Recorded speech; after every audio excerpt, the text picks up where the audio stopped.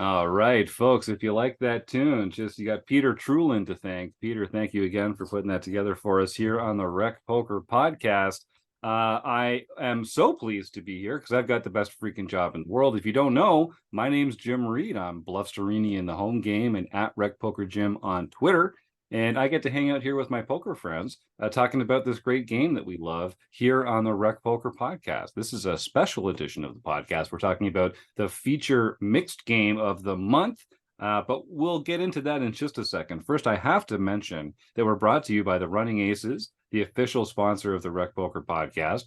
And most of what we do here is free. We're a largely volunteer-based organization, so we really depend on support from our sponsors and our premium members who take advantage of our fantastic training material and study opportunities for only $15 a month. And if you want to join us, you can get your first month for only $5 by using the code RECPOKER at checkout. But we also have a fantastic free community with home games, forums, Discord, strategy videos, study opportunities, road trips. I'm just scratching the surface. There's a ton of free resources for poker lovers at rec.poker. All it takes is an email address and a smile to sign up, but we do insist on both. Now, you might get used to hearing my voice because they let me host the show on Mondays, but I am just one of the wrecking crew, which is what we call our leadership panel over here. It takes a crew to make the magic happen here at Rec Poker. And if you want to find out more about me or the rest of the wrecking crew, you can go to rec.poker/crew, or you can listen up because you're about to meet a few of them right here tonight on the show, starting with our own John Somsky, the home game director here at Rec Poker. John, take it away. I'm John Somsky, also known as Poker Geek MN everywhere, and I run our home games. I'm Rob Washam. You can find me as Rabman50 just about everywhere. And you can join me and a bunch of our other Rec Poker Premium members every first and third Wednesday of the month when we discuss the latest poker book. And I'm Taylor Moss. You can find me on Twitter at Taylor_Moss or as Gopher Boy TJM in the Rec Poker home game, which I stream live on Wednesday evenings at 9 p.m. Eastern, 8 p.m. Central at twitch.tv/recpoker. That's right. And speaking of home games, they're just one of the perks of our free membership. We do a different mixed game of the month every month in 2024 on the second Wednesday of the month. You can play and compete with the rest of our members in the mixed game of the month player of the year race. And so, because I know a lot of our listeners are No Limit Hold'em players, we're trying to drag y'all kicking and screaming into the mixed game streets. And so we're releasing a mixed game episode every month, just focusing on the game that we're going to be playing next month. So next month, that game is Limit Deuce to 7 Triple Draw. And so we're going to talk about that game today. We're going to get some tips from some experts. And then there's going to be some practice mixed games in the home game club that you can play leading up to when the tournament next month starts for all the marbles. So if I've done the math right, this episode comes out on Tuesday. Tomorrow night should be the third Wednesday of the month, which will be the first mixed practice game for Limit Deuce to 7 Triple Draw. And then there'll be another one next week before we get together next month to play for real on the second Wednesday of the month. So John Somsky, you've put this fantastic slate of mixed games together. Tell us a little bit about Limit Deuce to 7 Triple Draw. Well, back in February, we played No Limit Deuce to 7 Single Draw. Got it. This is very similar to that. It's also similar to any of our other limit games. So it's limit instead of no limit. As you can say, when you have Deuce to 7, that should let you know that it's a low ball game. So the worst possible hands win. Because it's called Deuce to 7, that's because Deuce 5 4 3 or 7 5 4 3 Deuce is the best possible hand in this game. That's why it's called Deuce to 7 versus Ace to 5. That means straights and flushes don't count against you. So you do not want to straighten this game. You do not want to flush, but you do want all of the lowest possible cards. It's played as a 5-card draw game. So everyone is dealt 5 cards. There's a small blind and a big blind before the first betting round. So everyone's dealt 5 cards. Then under the gun will begin betting. You bet and call all the way around. It's just like any other limit game. So typically the raises will be capped at either 4 or 5 raises, depending upon the room that you're in. And the you have 3 draws that go on that. So pre-draw, you bet, everyone draws, and you draw in order. So it'll be the person right after the dealer discards the number of cards that they want. You can draw all 5 cards if you want to, but if you're drawing 5 cards, unless you were in the big blind and you didn't have to put any more money in the pot, you probably shouldn't be playing that hand. Or you could draw 1 or 2, whatever you feel is appropriate.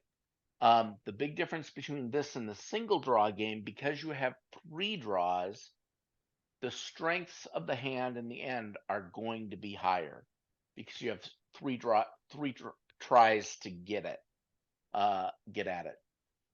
it.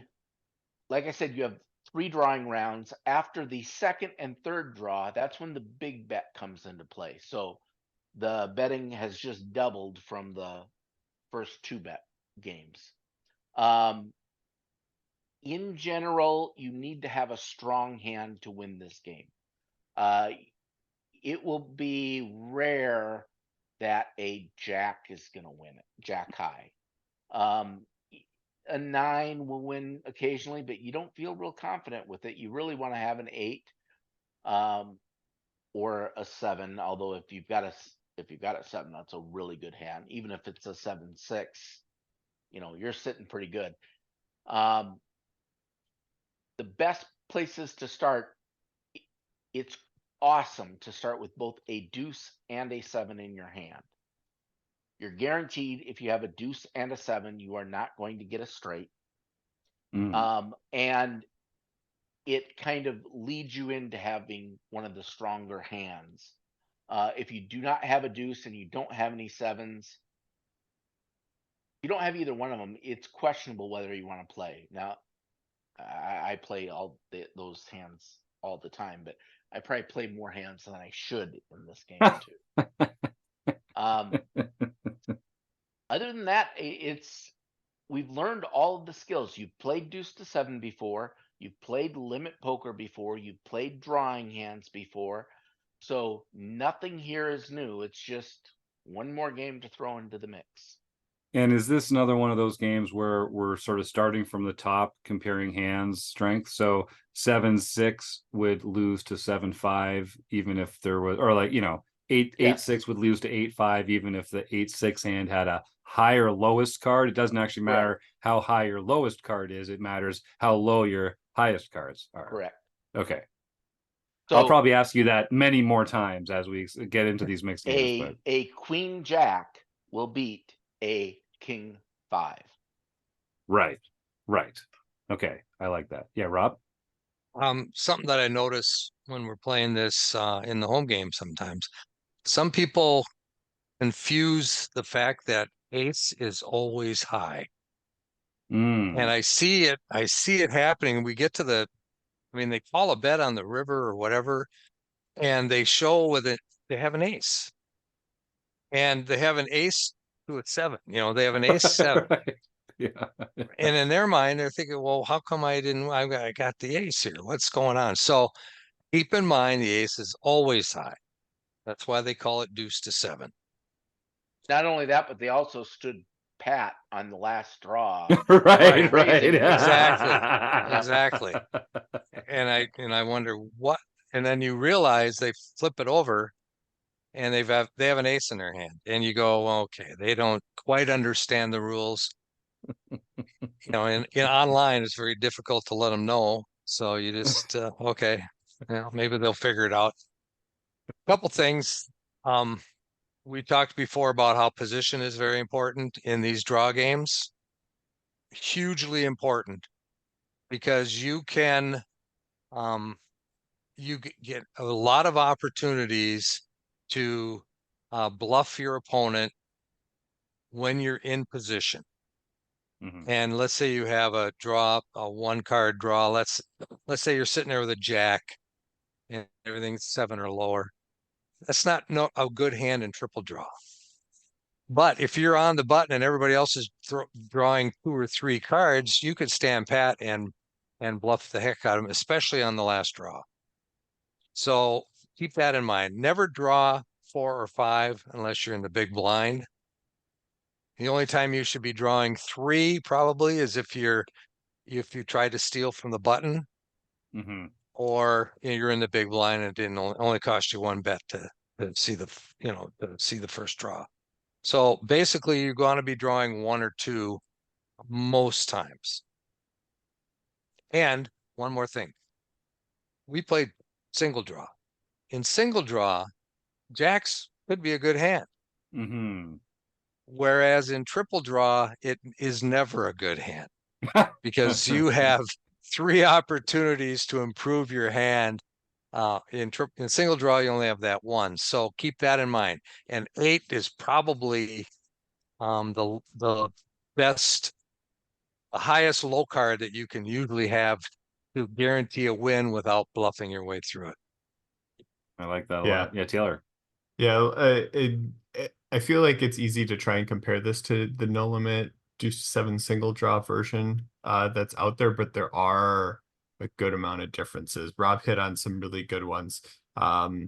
In the single draw version, which we played back in February, there is a ton of value of drawing a low number of cards so that your hand can't be foiled after 1 single draw. So if you've got a jack high, you've got a 10 high, like those are decently good value hands to potentially pad on.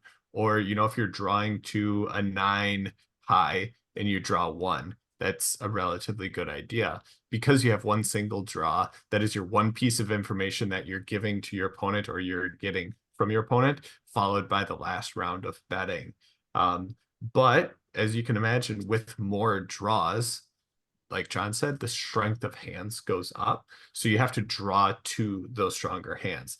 And like John said, if you don't have a deuce in your hand, nor do you draw to a deuce, the best possible hand that you can then have is an 86 if you don't have a deuce. So you've immediately deranked the potential of your hand. If you don't have a deuce or a 3, well, guess what? That now goes up to a 97, which is now your best possible hand. And it goes down quickly, where if you don't have a deuce or a 3 in your hand, it really doesn't make a ton of sense for you to be playing those specific openings or drawing to those hands.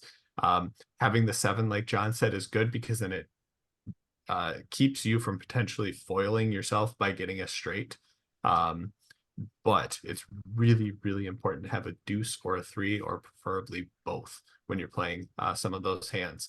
And then the other version, the no limit hold'em single draw version, it's tough to draw 2 and really like be in a good spot.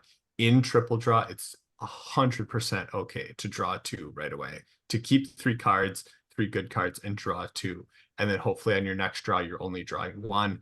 And then hopefully you can pat on the next one or hit on the draw after that. Because you have so many draws, you have that prolonged way of approaching it. The only thing you really have to be cautious of is there's going to be betting in between those different draws. And how are you going to approach those different situations?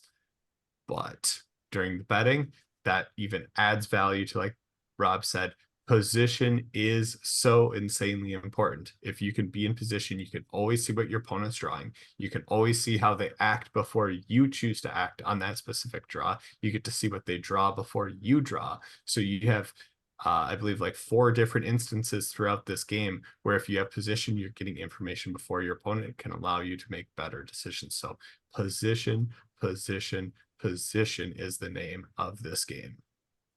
And John, is this our first triple draw game of the year? I think it is. Badoogie is also a triple draw. Oh, sure. Badoogie Yes, good point. was also Good point. a triple draw. And so you get a sense of, I guess, similarly to that, then you kind of get a sense of, you can refine your read on your opponent's hand by the multiple draws, more effectively than you can from just a single draw as well. You can kind of chart the progress. Are they improving? Aren't they? And like you mentioned, that was it can affect the lines that you take, not only with your betting, but with your drawing. Not only to decide whether to break something or not. And boy, I'm sounding like I know what I'm talking about mixed games now. Breaking hands and oh my God, holy cow, who's this pro?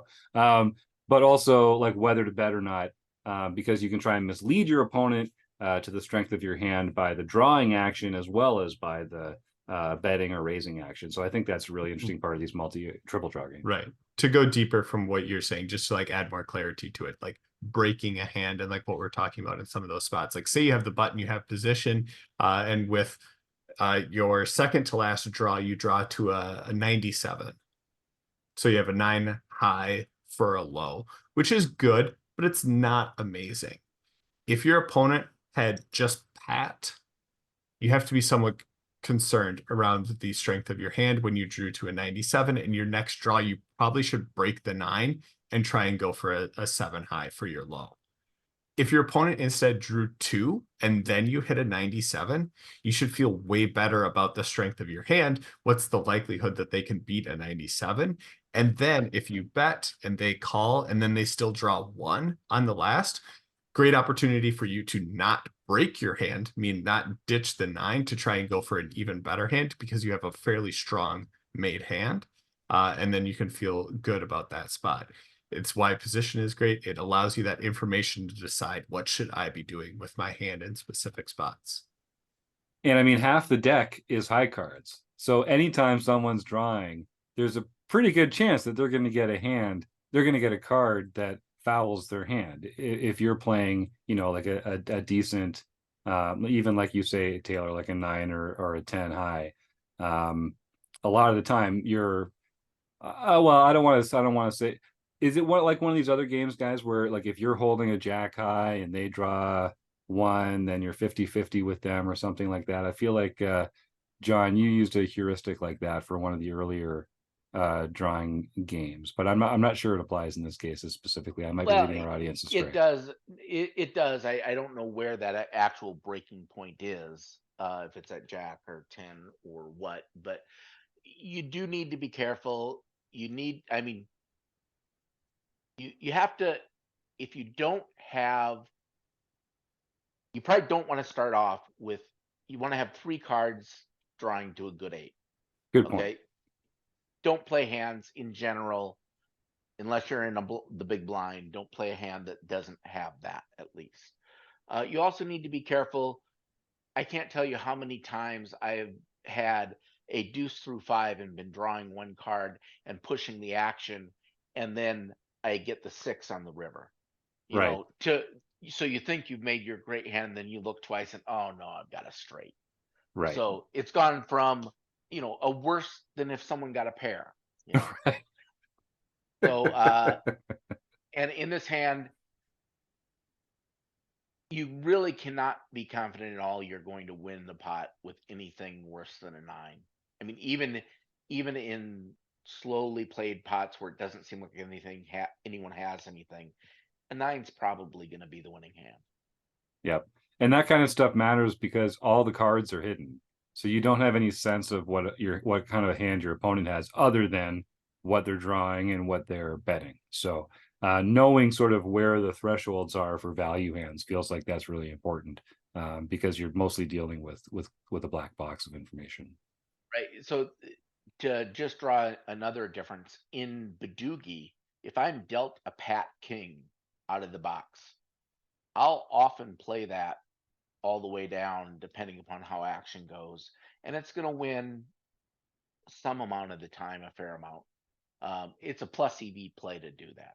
Right. In this hand, if you're dealt a Pat Jack, you never play it. Whereas in single draw you might. Right. But another difference, you have to get a feel for, and as you play, the more you play, you'll get a feel for where a good hand becomes great or really good or not so good or all that type of stuff. Well, you can see that, having more opportunities to improve just means that the hands at Showdown are going to be stronger. So that there's an obvious correlation there. That's really interesting. I love exploring these mixed games with you guys. This is so cool. Hard to believe it's almost November. And then we're going to be rounding it out in December with 8-game mix. So let's hear, unless there's anyone else has anything else they want to add to limit deuce to 7 triple draw. Let's see what some fantastic poker pros and celebrities have to say about what they love about this game and some tips of their own. Enjoy. All right. We're joined again by Bernard Lee. I'm so excited for this, Bernard. Give me some tips on how to play limit deuce to 7 triple draw. Yeah, so triple draw deuce to 7 is definitely different than single draw. Single draw, you can have hands that aren't necessarily monster hands. And what I mean by that, a monster hand is really kind of like a deuce, a 7 or an 8. Those are really the hands that you really have to have. And again, I'm going to kind of repeat some stuff that I may have said before, but let's just make sure we understand what all these combinations are. The first hand, or the number one hand, or sometimes referred to as the wheel, is 2, 3, 4, 5, 7. Okay, so that is the best possible hand, ergo deuce to 7. The ace in deuce to 7 is considered high, not low. It's high. End of story. This isn't its swings. It's high. So if you actually had a pair of deuces and someone else had a pair of aces, the deuces are going to win. Okay. So because we're playing low ball, remember. So understand that in stud, high-low, ace is king because it can go both ways. Well, that's how important a deuce is in deuce to 7. Why? You cannot make a 7 without a deuce. Okay, let's make sure we clearly understand that. I'm going to be very specific about this. There are only 4 7s that can be made. Let's make sure we understand the rules again. Deuce to 7, straights and flushes count against you. When you play ace to 5 low ball, they do not count against you. That's why you can have an ace 2, 3, 4, 5. That's a straight. But in deuce to 7, 2, 3, 4, 5, 6 is a straight. Therefore, it cannot be a low. Therefore, it's 2, 3, 4, 5, 7.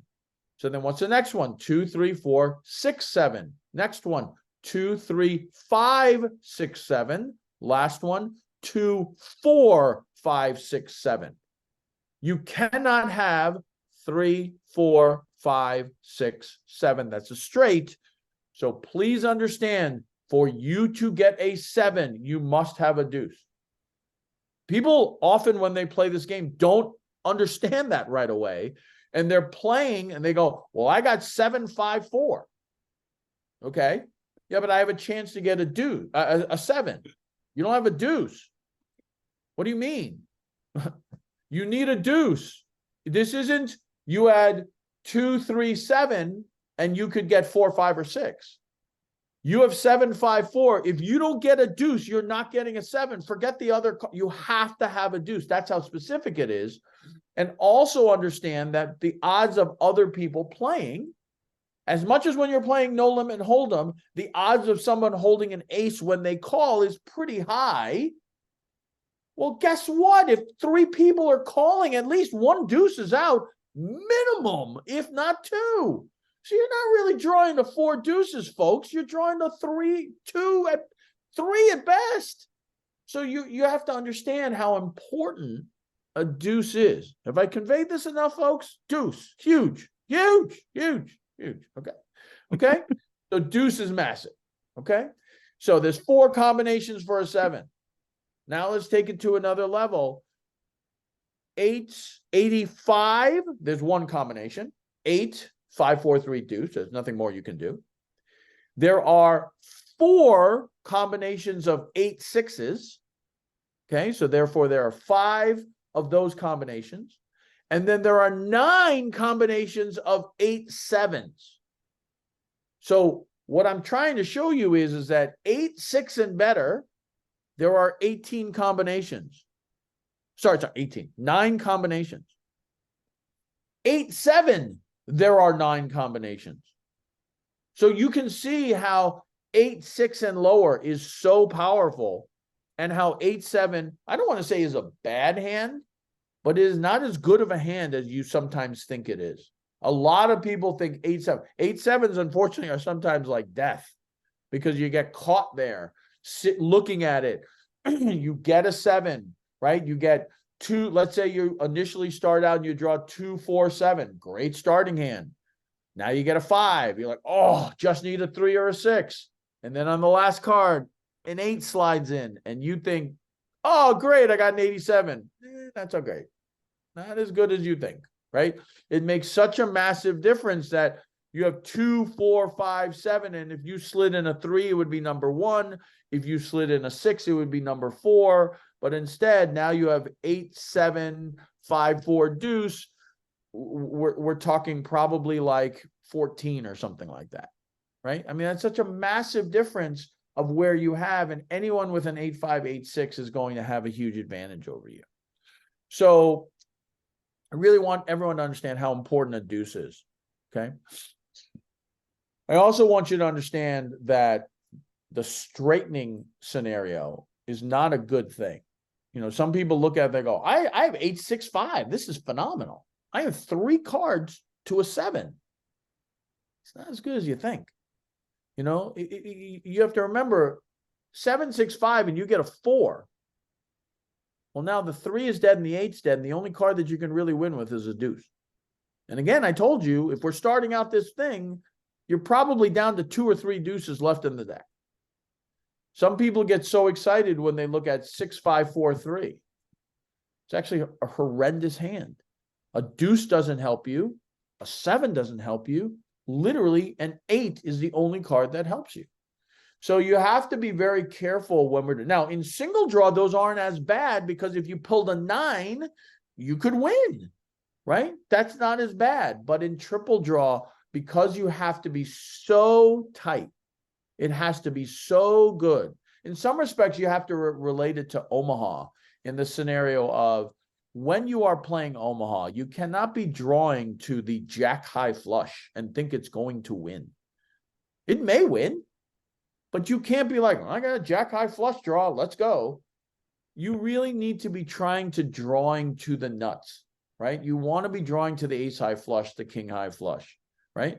And even king high flush, as many of you know who play Omaha, that's the death of it all too. And that's a lot of what 8-7s are in deuce to 7. Okay, triple draw, not single draw, okay? So I want to make sure you understand that. So let's go through these numbers one more time. 4 7s, okay? In total, there are 5 8-5s and 8-6s, and there are 9 8-7s. So in total 8s, there are 14 8s, okay? Then if you go to 9s, there are 34 9s, okay? So you can see how drastically it shifts over, right? To get dealt a perfect is 2,500 to 1.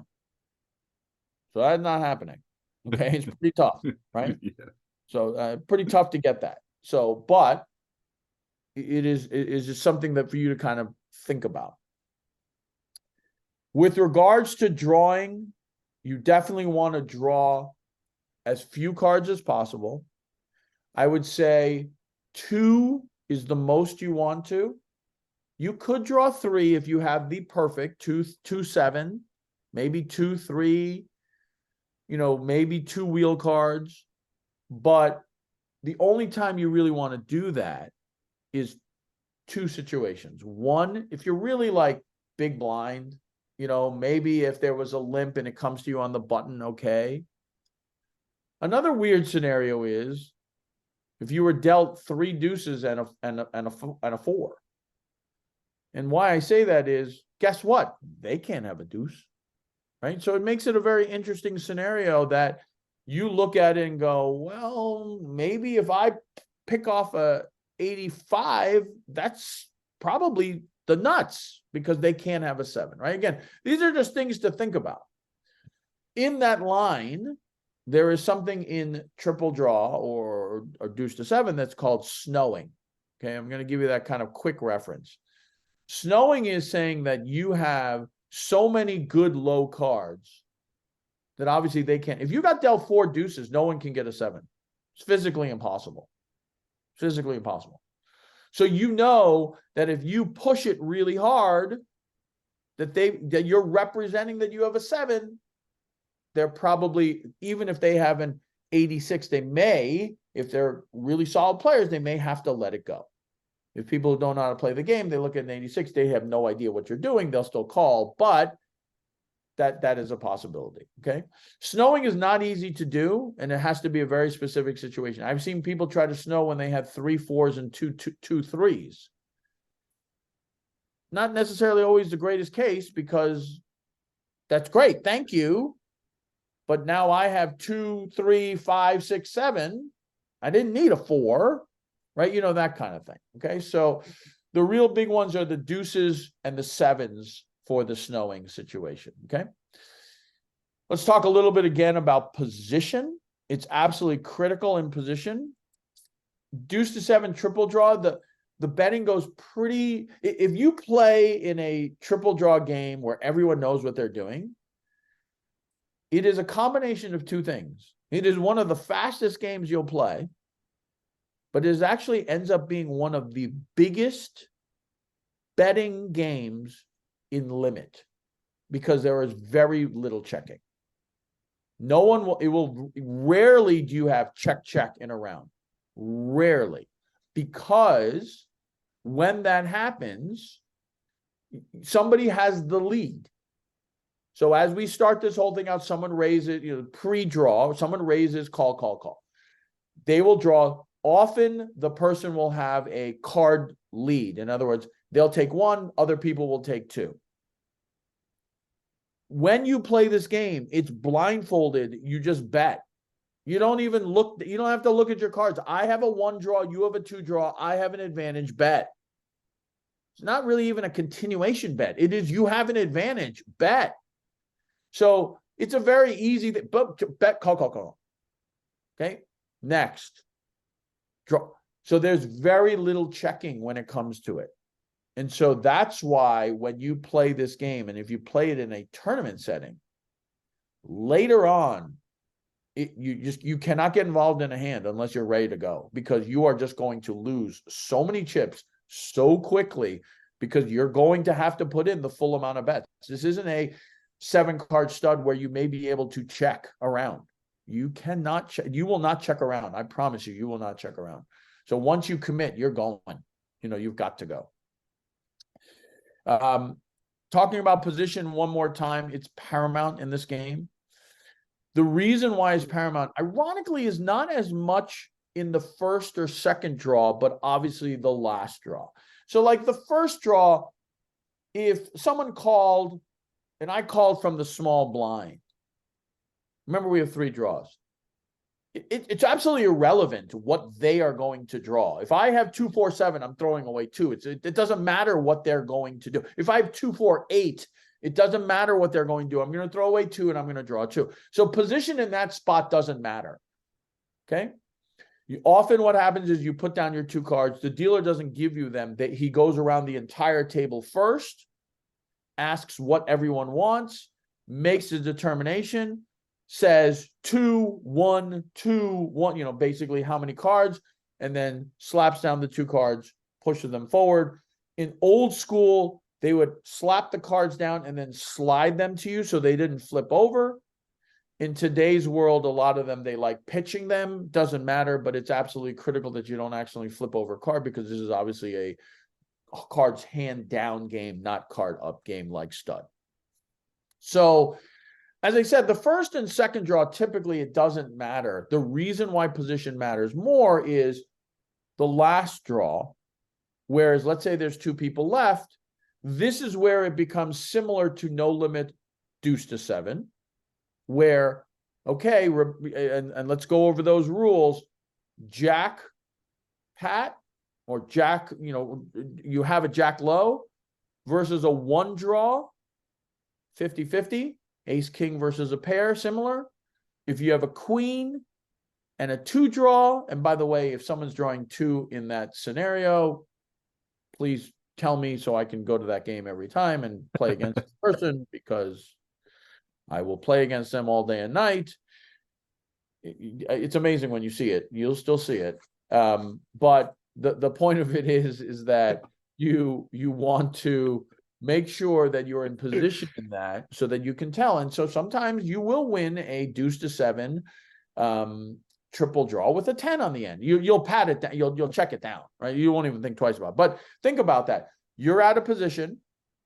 That person takes 1, and you look down and you have a 9. Why in the world would you draw? You're a favorite. So then you can sit there and you can pat. That doesn't mean you have a 9. You could be representing an 8 or a 7. Again, you're in position. So typically what will happen is the person out of position will just check. And then you'll just check back and you'll flip, I have a 9. Did you get it or not? If they lead out, well, that's your choice. You're going to have to make a decision. Are they bluffing? Or do you have to reluctantly be like, oh, I call, show me that you caught the 8 or 7. You know what I mean? But typically people who donk bet out there, they're not donk betting out. Because obviously you could have an 8 or a 7 too. Who says that you don't have an 8 or a 7? You in your mind know that you have a 9, but the way you played it, you could easily have an 8 or 7. So typically people don't donk bet out there unless they have the absolute underline bold nuts, right? I mean, like, why would you do that? There's no reason to do that. I've seen it happen. And then I've had like basically number 2 and I go, really? All right, I raise. And then they reluctantly call and they flip over 8-6 and you're like, really? Really? There was no thought that and his response was, I thought you were bluffing. I go, oh, well, not wrong. So like you don't necessarily think that you only have what you have. Okay. So that's why position is very important. Again, you want to be drawing smoother, not rougher. To reiterate what smoother means, you want your 4 cards below your high card drawing to a perfect hand. So you would rather have 9, 7, 4, 3 deuce as opposed to 9, 8, 6, 5, 3. Because if you throw away the 9 in that situation, you're drawing to an 8. The other way, you're drawing to a perfect. Okay, so that's a smooth.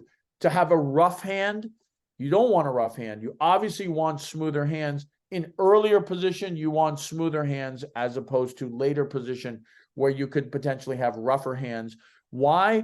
Well, especially if they've all folded to you and you're on the button and you look down at a rough hand, but it's a, 8, 7, 6, 3 deuce hand. Yeah, it's not the best hand in the world. That kind of draw, 8, 7, 5 deuce draw, whatever, or 8, 7, 4. That's not a great hand, right? You still got straight possibilities, but because you're up against the blinds, I mean, who says they even have a hand, right? So at least you should have an advantage in that point. Let's relate it to no limit hold'em. You're on the button and you look down at ace 4. Normally in early position, ace 4 ain't that's not the stone cold nuts. But now that it's come around to you on the button and everyone's folded and you have an ace, that's a pretty solid hand at that moment. It's not great under the gun +1, but on the button, I'll take it all day and night, right? And then that kind of thing, right? So even king 10, king jack, something like that in early position, you're wary of getting into trouble. But now that you're on the button, now suddenly, hey, this is not that bad of a hand against 2 random blind hands, okay? So that's primarily with regards to a lot of the advice that I would say with regards to triple draw. It is, without a question, a very, very interesting game, a very, I don't want to say scientific game, but a lot of the decisions in triple draw are automatic, right? This is the hand I have. You really want to understand the starting hands. You do not want to be starting with straight draws. You don't want to be starting with the dummy side of the hand. You don't want 7, 6, 5. That's not what you're looking for. You really want to have that deuce. And that's kind of, once you get that, once you understand the starting hands and understand how to be, then it's just almost automatic. Bet, bet, bet, bet. Give me 2. Bet, bet. Give me 1. Bet, bet, bet. Well, give me 1. And it becomes but if you don't understand those dynamics and you don't understand the basic fundamentals of that, you're going to throw away money left and right because you're just going to be chasing stuff that's just pointless. I've seen a lot of people who have 8, 6, 5, 3. Sorry, 7, 6, 5, 3, and go, well, I was drawing to, a great hand, or 7, 5, 4, 3. I've heard this many times. I was drawing to the nuts. Okay. You had a deuce, right? A 6 gives you a straight, you're done. And an 8, you might not be winning. You might be drawing dead with an 87-5. But a lot of people don't understand it. They don't understand that. They'll sit there and they'll be like, I was drawing to the nuts. Okay. You were drawing to the nuts. Right? And for people who don't understand what I'm talking about right now, rewind the tape, listen to it again, understand why. 7, 5, 4, 3. Yes, if you get a 2, you have the nuts, but go through some of the things we talked about. After the first draw, at least 1 deuce is probably out. So you're not drawing to 4, you're drawing to 3, maybe 2. If you get a 6, you now have a straight. If you get a 8, you now have an 87-5, which may not be that good, right? It might be like the 14th hand or something. So you really aren't drawing to an incredible hand. You're drawing to a 2-outer. If you think about the world of now, if you had, change it, 2, 3, 5, 7. Now you could draw 4. You could draw a 6. Now you have 8 outs. Okay, let's say a couple of them out. You have 6 outs. 6 outs is very different than 2. Very different than 2, right? And so, yes, it is still a small percentage, right? Every card is 2%. So if you have 6 outs, that means you have a 12% chance to draw it. But maybe you're drawing for it twice, and so therefore it's better. But if you're just drawing to a deuce, please call me and I'll add you to my home game. So, but that's deuce to 7 triple draw. It is definitely a scientific, kind of limit hold'em versus no limit hold'em kind of thing. 2 completely different games. I will be very honest that I have worked diligently on my triple draw game because I am a no limit deuce to 7, I would say, specialist, for better or worse. That's the game that I really feel intuitive about, whereas triple draw did not come as intuitively. And I've worked very hard over the last 3 or 4 years and hope to play in more of the events at the World Series. I have played in the Badugi ace to 5 deuce to 7 triple draw event. It was a three tournament event. I played in that a couple times. I actually enjoyed it. The deuce to 7 and the ace to 5 were relatively easy for me. It was ironically the Badugi that kind of hurt me, and I've worked on that side of the fence as well. It's very funny because if you actually think about it, in the world of Badugi, it's very similar drawing percentage wise as deuce to 7. So if you think about it, there are 13 hearts that are left, right? Like you need a heart, right? You have ace deuce 3. So of the 13, there are only 10 left that make sense, right? So you can't hit an ace deuce 3 heart. So you got to hit 4 through king of heart. Well, let's take away 10 jack, queen, king. So you really have to hit 4 through 9. Okay, that's really all you can hit, right? So there were 10 left, you took away 4. There's only 6 left. Well, isn't that the exact same thing as what I just talked about? If I hit a 4 or a 6, there's 1 4 out, 1 6 out, there's 6 left.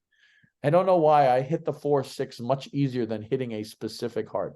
And it's just ridiculous, right? If you think about it in those terms, it's absolutely ridiculous. It's the exact same thing. Number wise, it's the exact same thing. So if you think about it mathematically, which I'm a very math oriented person, it doesn't make any sense. But I will tell you, it seems so much harder to hit a heart than to hit a random 6. I'm just telling you the way I feel, and that's why I like deuce to 7 a hell of a lot better than Badoogie. But so be it. But hopefully that helped all of you guys with deuce to 7 triple draw. Another great game as well, and hope you enjoy it and hope you pick up this game as well. Awesome. That was fantastic, Bernard. I love talking to you about this stuff. It's very natural for you talking about this. I can tell. I know you've done it a lot, and you're very familiar with the material, so it comes through. Yeah. So for better or worse, that's just kind of, I've done it so many times, etc. Having done, it is a lot of fun to do it. Unfortunately, so I don't know if you know a little bit of what's been going on with me, but I basically have, I still do it. I still have my show. I haven't released an episode in a while. I was going to ask about that. Yeah. Yeah, it's a long story. So I will say it. Are we recording? Can we stop the recording? Yeah, let me stop the recording. All right, Chad McVean, give us some advice on how to play limit deuce to 7 triple draw.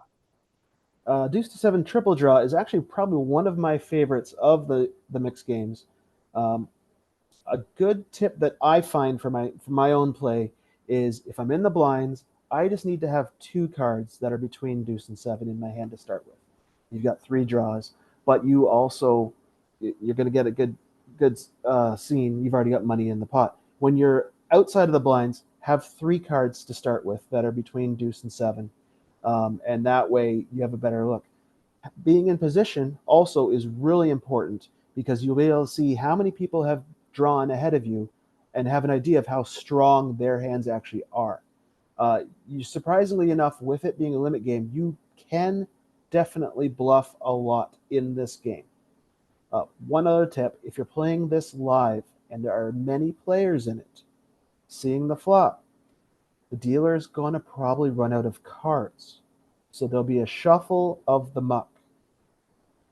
What that means is all the cards that everyone threw away are now being shuffled up to be redistributed.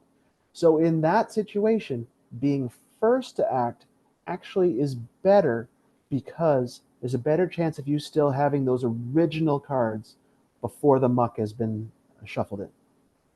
I'm just going to follow up with one question there. So do they shuffle the muck when they have run out of cards or when it's clear that they will run out of cards? When they run out of cards. So it really does benefit you to go first in the order, yes, because you're going to actually hit the back end of that original deck rather than everyone else's rejects, essentially. Definitely, yeah. If you have 5 people to the flop and you're going to see like the second round of betting and there's been a lot of discards, you are going to get that muck put into the hand again. And that's all the cards that people have thrown away. So it is better for you to be early to act in that situation. Great tip. Thanks, Chad.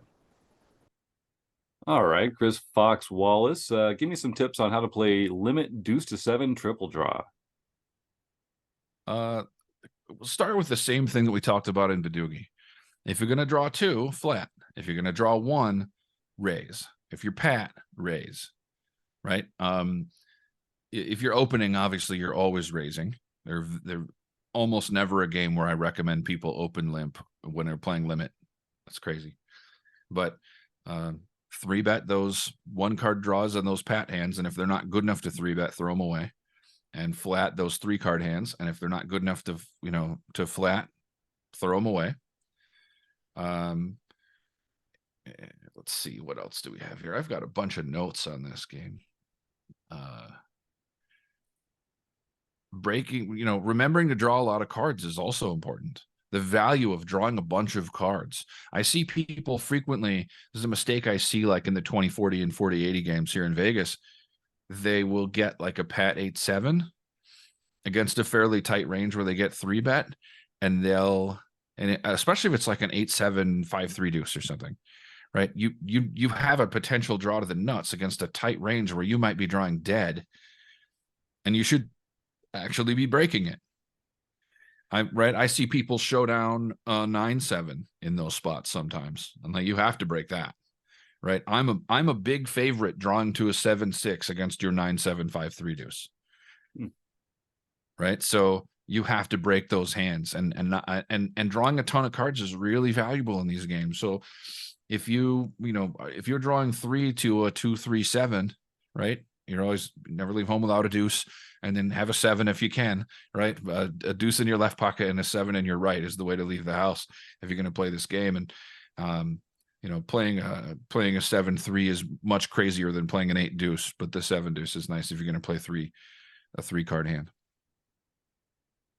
All right, Kathy Chang, give me a tip on how to play limit deuce to 7 triple draw. Limit Deuce to 7 Triple Draw is a really fun game, and I love it because, well, for one thing, you're playing 6-handed, so you have a lot of extra elbow room, which I love, and a lot more play. So the goal in Deuce to 7 Triple Draw is to win the worst hand. You have 5 cards, and you can draw to complete your best 5-card hand.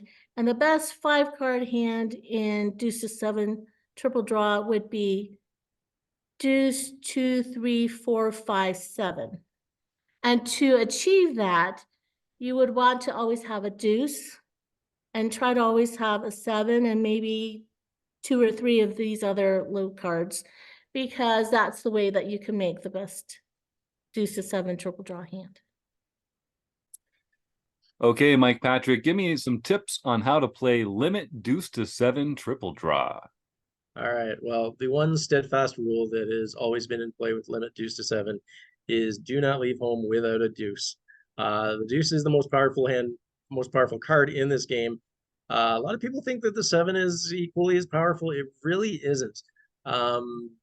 You can't make the nuts without a deuce. You can only make, like, I think it's the 9th strongest hand or something if the 3 is your lowest card. So you're really handcuffed if you do not have that deuce. In late position, you can get away with a little more, but you do have to be playing the hand aggressively. It's the same as any poker game. You can open up your range in more in late position because you've got less hands to get through. So you can open a little wider in late position, but just recognize that if you get played back at, that you are going to need to be careful. If you're, padding like a 9 or a 10 or something like that, if you've got something that is strong relatively against the blinds, but is going to be vulnerable to draws. So your best bet is to just, have those strong hands, have that possibility to make a really good hand because you have the deuce, because you have the 3-4. Just be careful with the higher cards in there. Start from the bottom up, and definitely be trying to make that deuce 3, 4, 5, 7. All right, Norman Chad, give us some advice on how to play limit deuce to 7 triple draw. Limit deuce to 7 triple draw, fascinating game. And it's, again, the best low hand is 2, 3, 4, 5, 7. Aces are high, they're bad. So this is no straights, no flushes, deuce 3, 4, 5, 7. The deuce and the 7 are the most important cards. When you hold them, you know that obviously other people aren't holding them. So you get 3 draws here. So you're more gambling players, they'll draw 3 with 2 to a wheel there. They'll draw 3 certainly with a deuce and a 7. They'd love to draw 2 with a 2, 4, 7, a deuce 5, 7. So again, you want to be drawing to a 7 or an 8. You want to have as many 7s or deuces that you've seen as possible. You can do something in this game called snowing, which is pretending you have a made hand when you have nothing. Like you might draw 1. You might have like deuce, deuce, deuce, 7, 7. And so you have 3 deuces and 2 7s. And so you just pat, and nobody else is going to have a wheel. So you might get away with that. If you're playing against really, really, really bad players, you can't get away with that. They're going to call you down on anything. They're going to call you down with a queen jack. So don't try to do that against anybody in my family. But yeah, it's a great game. As usual, you want to figure out at the end of the hand, you want to have an 8 or a 7. Usually nothing else is going to win. All right, Robbie Strazynski, give me some advice on how to play limit deuce to 7 triple draw. Don't leave home without a deuce. If you're holding on to however many cards, let's say you got a 3, 4, and a 5, don't draw to the deuce. You're basically, deuce is fickle in the strongest hands. Give yourself the opportunity to get those other cards, but start out with that deuce. If you don't have a deuce, when you're done, there's 4 of them. If you don't have a deuce, wait till the next hand. All right, Shannon Van Den Berg, give me some advice on how to play limit deuce to 7 triple draw. Okay, thank you. I love this game. First of all, never ever limp. If you're playing, you're raising. Simple as that, whether it be the opening raise or your 3-betting. Don't draw to straights and flushes, and remember that the ace is always high. Okay, so even if it's a 1 draw and you've got 2, 3, 4, 5, all of the same suit, it sounds great. You just need a 7, but a 6 or a flush card or a low pair, like it's just throw it in the bin.